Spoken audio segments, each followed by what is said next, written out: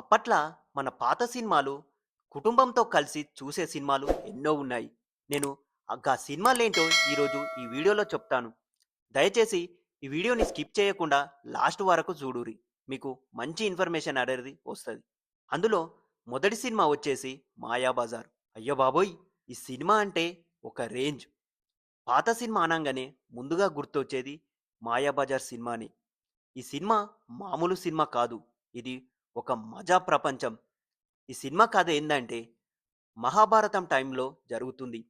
అభిమాన్యుడు నాసిర్ అభిమాన్యుడు శశిరేఖ ప్రేమ కథను తీసుకొని దానిలో ఘటోత్కచుడు చేసే మాయలు, ట్రిక్స్ అన్నీ కలిపి పక్కా ఎంటర్‌టైన్‌మెంట్ ఈ సినిమా ఇస్తుంది. ఘటోత్కచుడి పాత్రలో ఎస్వి రంగారావు గారు చేసిన యాక్టింగ్ అంటే అసలు మాటలు రావు. ఒక సీన్‌లోనైతే నవ్వొస్తది. ఇంకో సీన్‌లో ఆశ్చర్యపోతాం. ఇందులో ఉన్న 'లహే లహే' లాంటి పాటలు ఇప్పటికీ వింటే గుబులు వస్తుంది. గప్పట్లనే టెక్నాలజీ లేకపోయినా వాళ్ళు చేసిన గ్రాఫిక్స్, మాయలు చూస్తే ఇది ఎలా చేశార్రా అని మనకనిపిస్తుంది. ఈ సినిమా ఫ్యామిలీతో కూర్చొని చూస్తే పెద్దలు కూడా ఫుల్ ఎంజాయ్ చేస్తారు. పిల్లలైతే ఘటోత్కచుడి మాయలో చూసి మురిసిపోతారు. ఈ సినిమా చూశాక పాత సినిమాలు కూడా ఇంత సూపర్‌గా ఉంటాయా అని మనం ఫిక్స్ అయిపోతాం. రెండవ సినిమా 'శంకరాభరణం'. ఈ 'శంకరాభరణం' సినిమా కొంచెం స్లోగా ఉంటుంది. ఫీలింగ్ మాత్రం టాప్ లెవెల్. 'శంకరాభరణం' అంటే సంగీతానికి ప్రాణం పోసిన సినిమా. ఇందులో హీరో గారు ఒక గొప్ప శాస్త్రీయ సంగీత విద్వాంసుడు.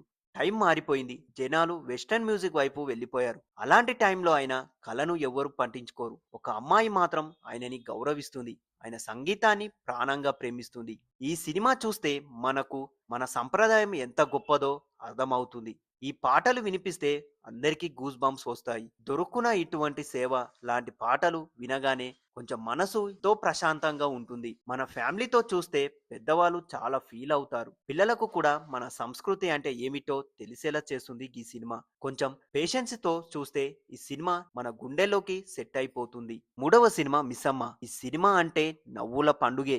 'మిస్సమ్మ' సినిమా చూసేటప్పుడు సీరియస్ గా ఉండడం అసంభవం. ఈ సినిమా కథ ఏందంటే ఇద్దరు జాబ్ కోసం హస్బెండ్ వైఫ్ లా నటిస్తారు.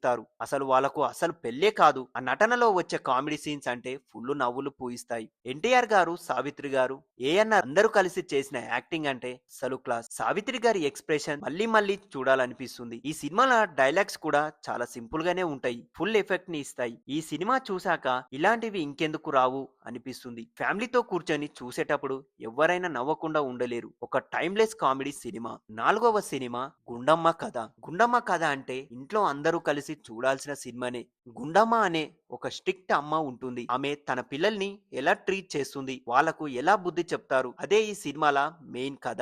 ఎన్టీఆర్, ఏఎన్ఆర్ గారు ఇద్దరు కలిసి చేసిన కామెడీ డ్రామా అది అసలు సూపర్. ఒక్కొక్క సీన్ లో నవ్వుతావు, ఇంకో సీన్ లో అదే సరి అనిపిస్తుంది. సావిత్రి, జమున గారి పాత్రలు కూడా చాలా బాగుంటాయి. ఆ టైంలోనే ఇంత స్ట్రాంగ్ ఫ్యామిలీ స్టోరీ తీశారు అంటే చాలా గ్రేట్ అనిపిస్తుంది. ఈ సినిమా చూసిన తర్వాత ఫ్యామిలీ అంటే ఇదే అనిపిస్తుంది. ఇప్పటికీ ఈ సినిమా వేసిన అందరూ కూర్చొని చూస్తారు. ఐదవ సినిమా 'మల్లేశ్వరి'. ఈ సినిమా అంటే ప్యూర్ ఎమోషన్. మల్లేశ్వరి కథ చాలా సింపుల్ గా కానీ హార్ట్ టచింగ్ గా ఉంటుంది. ఒక ప్రేమ జంట కథ, కానీ పరిస్థితుల వల్ల వాళ్ళు విడిపోతారు. ఆ తర్వాత వచ్చే బాధ, త్యాగం అన్నీ చాలా న్యాచురల్ గా చూపించారు. ఎన్టీఆర్ గారు, భానుమతి గారి నటన అంటే అసలు క్లాసిక్. అప్పట్ల వాళ్ళ మధ్య కెమిస్ట్రీ చూస్తే నిజంగా ఫీల్ అవుతాం. ఈ సినిమాలో ఉన్న సెట్స్, మ్యూజిక్ అన్నీ చాలా రిచ్ గా ఉంటాయి. అప్పట్ల ఇంత అందంగా తీశారు అంటే చాలా ఆశ్చర్యమే. ఈ సినిమా చూసే కొంచెం అందరం సైలెంట్ గా అయిపోతాం, కానీ అదే టైంలో ఈ సినిమా చాలా బాగా అనిపిస్తుంది. ఇవి మొదటి 5 సినిమాలు. ఈ సినిమాలపై మీ ఒపీనియన్ ఏంటో మా కామెంట్ బాక్స్ లో చెప్పుర్రి.